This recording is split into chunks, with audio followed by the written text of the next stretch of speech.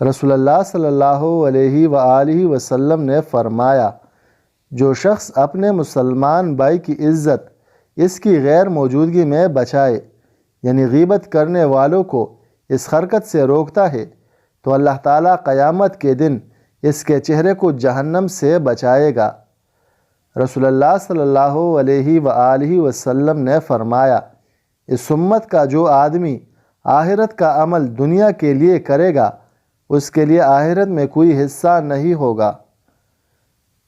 سیدنا علی رضی اللہ عنہ فرماتے ہیں، رسول اللہ صلی اللہ علیہ وآلہ وسلم نہ لمبے تھے نہ پستہ قد۔ آپ صلی اللہ علیہ وآلہ وسلم کی ہتھیلیاں اور پاؤں گوشت سے فر تھے۔ آپ صلی اللہ علیہ وآلہ وسلم بڑے سر اور موٹے جوڑوں والے تھے، یعنی گھٹنے اور کہنیاں گوشت سے فر اور پربا تھی۔ سینہ سے ناپ تک باریک بال تھے۔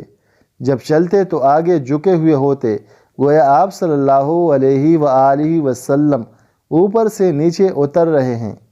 میں نے نہ آپ صلی اللہ علیہ وآلہ وسلم سے پہلے اور نہ آپ صلی اللہ علیہ وآلہ وسلم کے بعد کسی کو آپ صلی اللہ علیہ وآلہ وسلم جیسا دیکھا۔ حضرت انس رضی اللہ عنہ سے روایت ہے کہ نبی اکرم صلی اللہ علیہ وآلہ وسلم یوں فرمایا کرتے تھے، اے اللہ، میں نکم پن، بے جا سستی، شدید بڑھاپے، کنجوسی اور بزدلی سے تیری پناہ میں آتا ہوں، نیز قبر کے عذاب اور زندگی اور موت کے فتنے سے تیری پناہ مانگتا ہوں۔